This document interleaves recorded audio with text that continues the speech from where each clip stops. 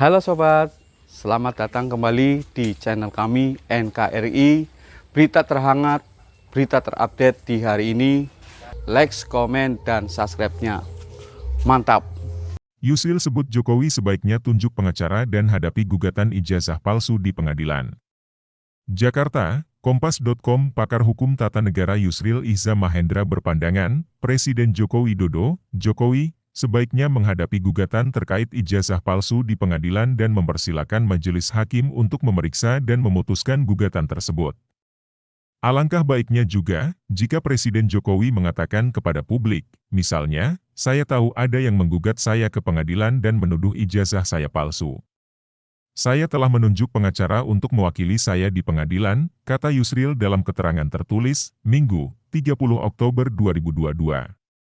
Sebagai Presiden, walaupun gugatan ini ditujukan kepada saya pribadi, saya mempersilahkan majelis hakim untuk memeriksa dan memutus gugatan ini berdasarkan hukum dan keadilan untuk akhirnya nanti memutuskan apakah ijazah saya asli atau tidak.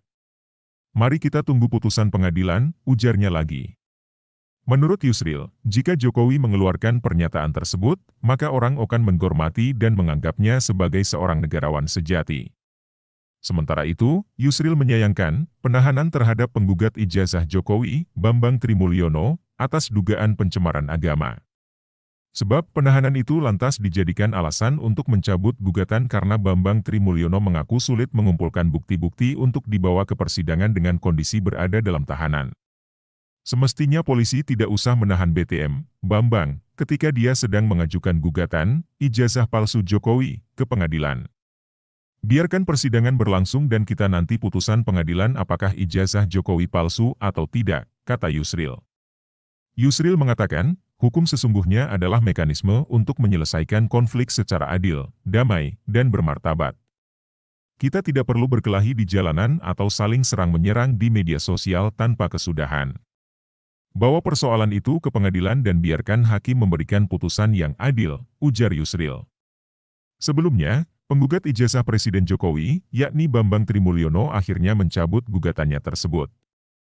Melalui kuasa hukumnya yakni Ahmad Hosinuddin, Bambang mencabut gugatan itu pada Kamis, 27 Oktober 2022.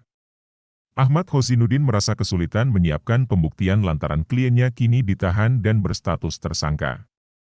Sebab, ia tak bisa berkoordinasi dengan Bambang dalam menyiapkan pembuktian di persidangan. Langkah hukum yang kami tempuh ini adalah upaya untuk melindungi kepentingan klien kami.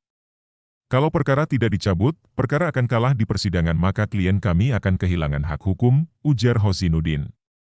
Kalau kami paksakan masuk ke materi pokoknya, bukti-buktinya terhalang karena klien kami ditahan dan saksi-saksinya tidak bisa dihadirkan.